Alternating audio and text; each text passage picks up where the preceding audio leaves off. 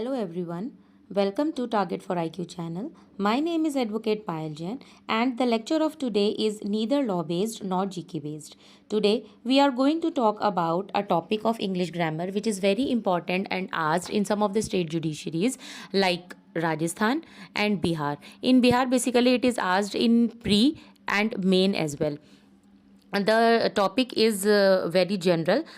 It is subject verb agreement. Subject verb agreement यूँ तो आप सबने सुन रखा होगा और आपने स्कूल टाइम में सब्जेक्ट वर्ब एग्रीमेंट के क्वेश्चंस किए भी होंगे, लेकिन स्टेट जुडिशरीज में जब ये क्वेश्चन पूछे जाते हैं वो थोड़े ट्रिकी होते हैं, जिसमें कि बच्चे जो होते हैं वो कंफ्यूज हो जाते हैं कि हम इसमें क्या एक्चुअल वर्ब लगाएं, कि हम सिंगुलर वर्ब लगाएं या फिर हम प्लूरल वर्ब लगाएं.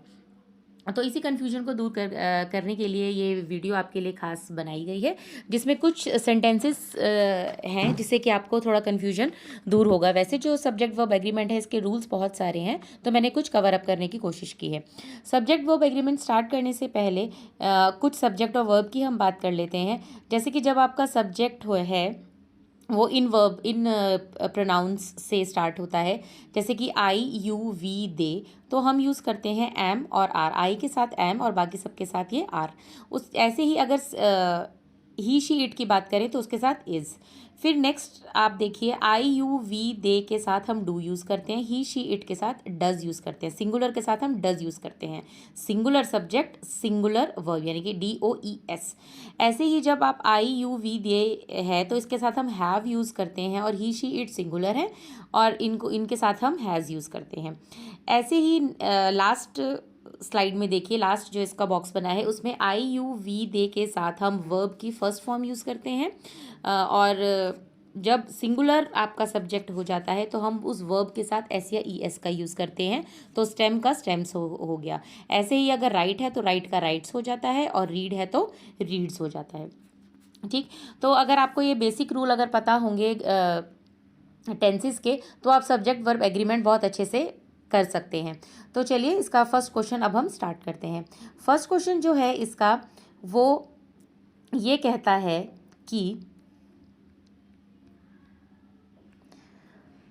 सबसे पहले हम ये जान लेते हैं कि सब्जेक्ट वर्ब एग्रीमेंट होता क्या है. सब्जेक्ट वर्ब एग्रीमेंट में क्या होता है, the verb must agree with the subject in number and person. Verb जो है वो एग्री करनी चाहिए सब्जेक्ट के साथ, नंबर में भी और पर्सन में भी. ये है आपका subject verb agreement. Subject verb agreement को हम सब्जेक्ट वर्ब कॉन्कर्ड भी कहते हैं. इसका मतलब यही है कि कनेक्शन बनना चाहिए सब्जेक्ट के साथ वर्ब का.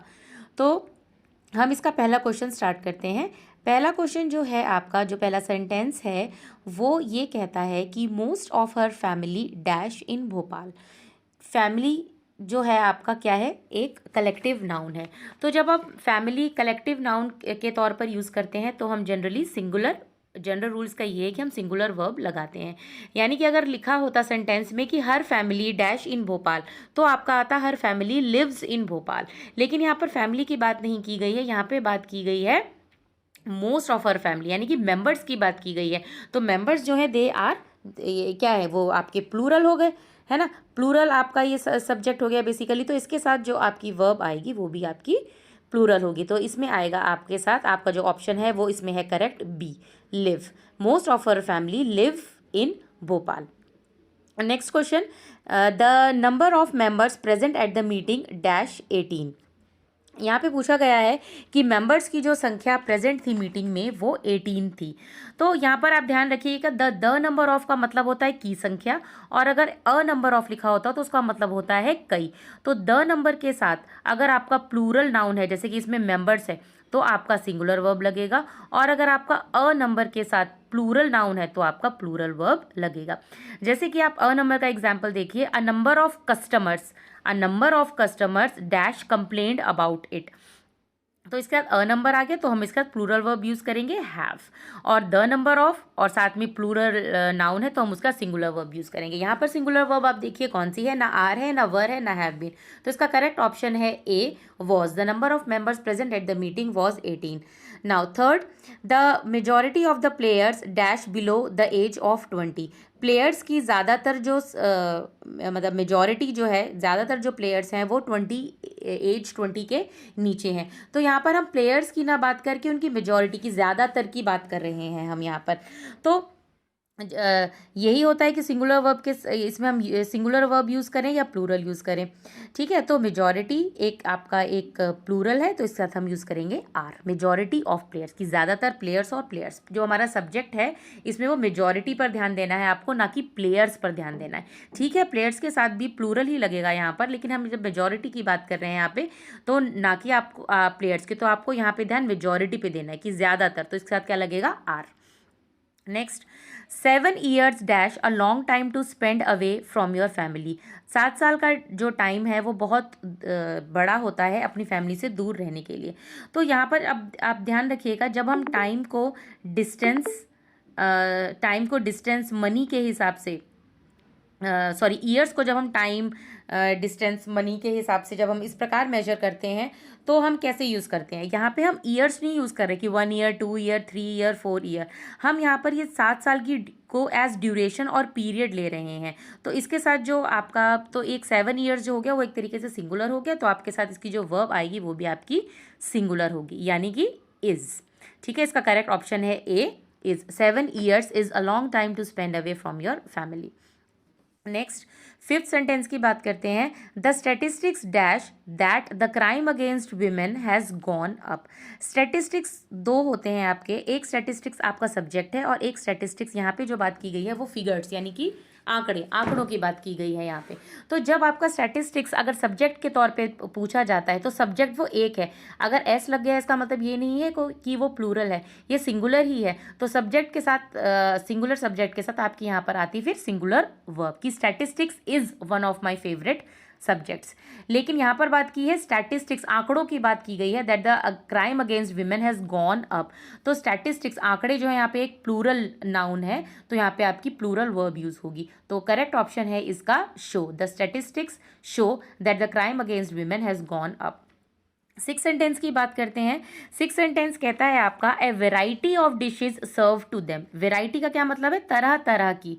तो वेराइटी भी आप वेराइटी जो है इटसेल्फ एक प्लूरल आपको साउंड आ रहा होगा कि प्लूरल सब्जेक्ट है आपका। तो डिशेस तो है, लेकिन हमें ध्यान किस पर देना है, अब वेराइटी। वेराइटी का मतलब ये तरह तरह की। तो यहाँ पर आपका एक सब्जेक्ट जो है वो प्लूरल है, तो प्लूरल ही आपकी वर्ब आएगी। तो प्लूरल वर्ब यहाँ पे कौन सी आएगी, a variety of dishes were served to them या हैव, क्योंकि वॉज और हैज़ बीन तो आप रूल आउट कर दीजिए, तो यहाँ पर हैव सर्व्ड आएगा। आप आप लगाकर देखिए कि क्या आएगा, कि हैव सर्व्ड टू देम या वर सर्व टू देम, उनको सर्व की गई, तो वर सर्व टू देम। तो करेक्ट ऑप्शन है इसका बी, वर।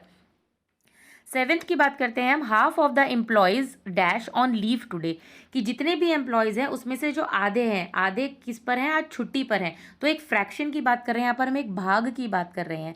तो फ्रैक्शन जो है वो आपका एक सिंगुलर नाउन है, तो सिंगुलर वर्ब, और फ्रैक्शन के साथ अगर प्लूरल नाउन है तो आप प्लूरल वर्ब यूज़ करेंगे। एग्जाम्पल देखिए, अगर यहाँ पर होता हाफ ऑफ द एप्पल, अगर हम एप्पल की बात करते तो यहाँ पर वॉज वर्ब में से क्या यूज़ होता, वॉज यूज़ होता, और वहीं half of the apples you होता तो हम यहाँ पर यूज़ करते वर।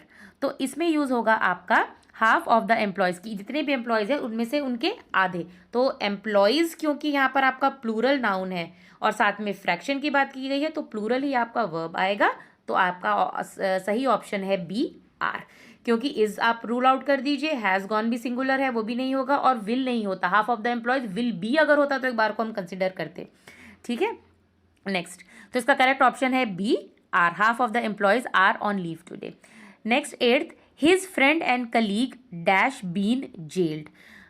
उसका फ्रेंड और उसके कलीग को जेल हो गई है। यहाँ पे आप ध्यान दीजिए, how many people have been jailed, क्या यहाँ पर हम दो जनों की बात कर रहे हैं या एक सिंगल पर्सन को ही कहा गया है कि उसका दोस्त और जो कि वो उसका कलीग भी था, को वर्कर भी था। कलीग कौन होता है, को वर्कर।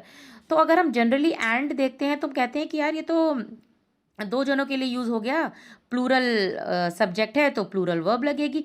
लेकिन आप ये देखिए, यहाँ पर अगर एक व्यक्ति की अगर हम बात कर रहे हैं तो वर्ब जो है वो भी सिंगुलर ही लगेगी, कि हिज फ्रेंड एंड कलीग, उसका दोस्त जो कि उसका कलीग भी था उसको जेल हो गई। तो इसमें जो करेक्ट ऑप्शन है वो है आपका बी, हैज़। अगर ये होता कि उसके फ्रेंड और उसके कलीग, अगर हम दो जनों की बात करते तो आपका सेंटेंस कैसे होता? उसमें आपका सेंटेंस होता his friend and his colleague, तो वहां पर आ जाता फिर आपका हैव बीन जेल्ड। तो इसका करेक्ट ऑप्शन है B, has. Ninth, they each dash their own vehicle. सबके पास अपनी खुद की व्हीकल है, तो इसमें आपका क्या लगेगा? ईच का मतलब क्या होता है? प्रत्येक, हर एक, तो ये भी सिंगुलर वर्ब है।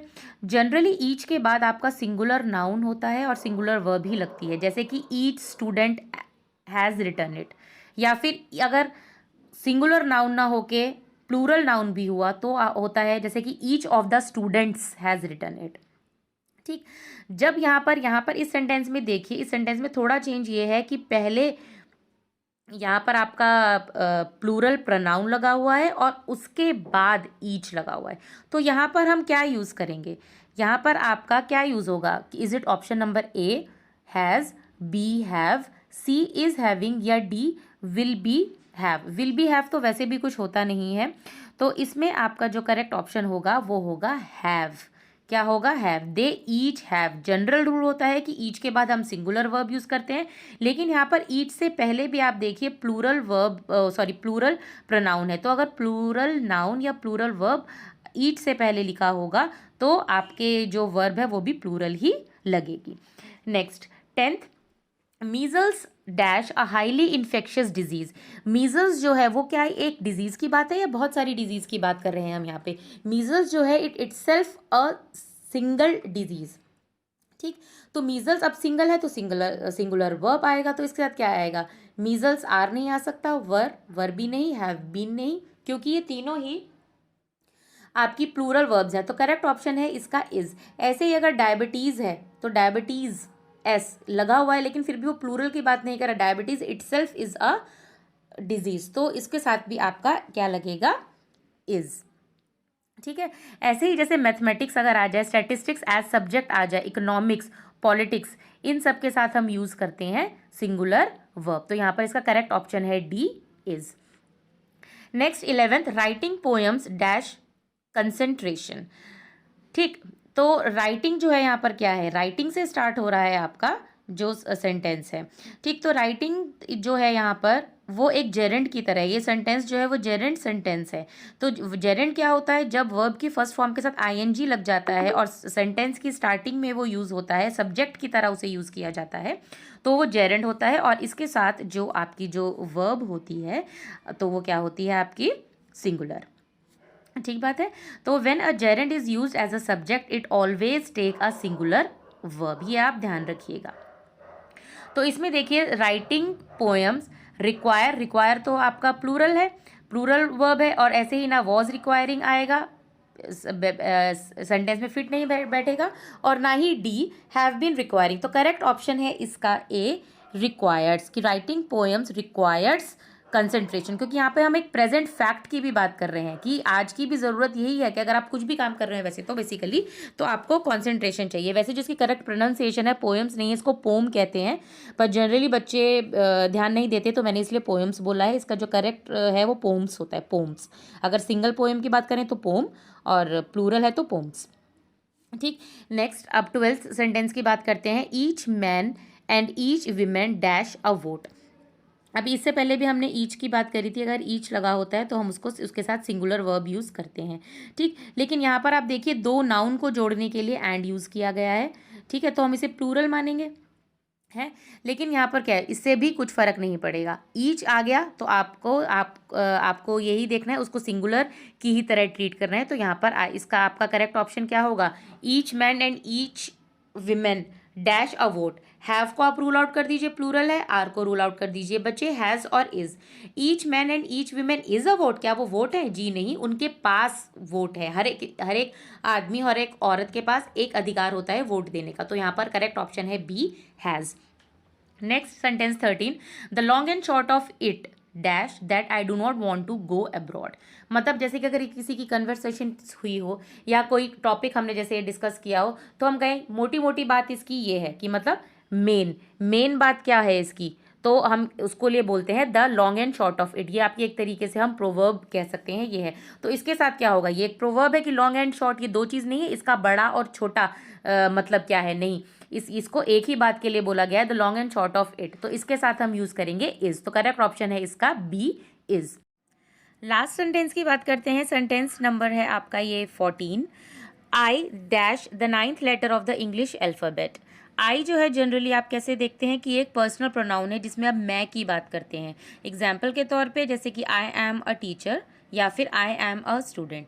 और यही बात, ये तो प्रेजेंट की बात थी, और हम पास्ट में बात करें तो आई वॉज अ टीचर या फिर आई वॉज अ स्टूडेंट। यहाँ पे लिखा है I dash the ninth letter, तो क्या ये यहाँ पर एज पर्सनल प्रोनाउन यूज़ हो रहा है कि आई मैं? नहीं, यहाँ पर ये बात किया कर रहे हैं इंग्लिश अल्फ़ाबेट आई, कि आई जो है वो नाइन्थ अल्फ़ाबेट है। तो यहाँ पर एम तो है नहीं, क्योंकि मैं नाइन्थ लेटर नहीं हूँ, आई एक नाइन्थ लेटर है। तो इसलिए ना इसमें एम आएगा, ना वॉज, ना आर। इसका करेक्ट ऑप्शन है C, is. I is the ninth letter of the English alphabet. तो ये थे आपके सब्जेक्ट वर्ब एग्रीमेंट से रिलेटेड कुछ रूल्स और कुछ सेंटेंसेज। एंड आई होप आपको ये वीडियो पसंद आई होगी, आपको ये लेक्चर पसंद आया होगा, और आपके कुछ हद तक जो सब्जेक्ट वर्ब एग्रीमेंट से लेकर इश्यूज़ थे वो आपके कुछ हद तक सॉल्व हुए होंगे। और अगर अभी तक आपने टारगेट फॉर IQ चैनल को सब्सक्राइब नहीं किया है तो please do subscribe the channel and like and comment on my video. और सब्जेक्ट वर्ब एग्रीमेंट के आगे के कुछ रूल्स भी मैं लेकर आऊँगी। तो till now, thank you for watching my video. Thank you very much.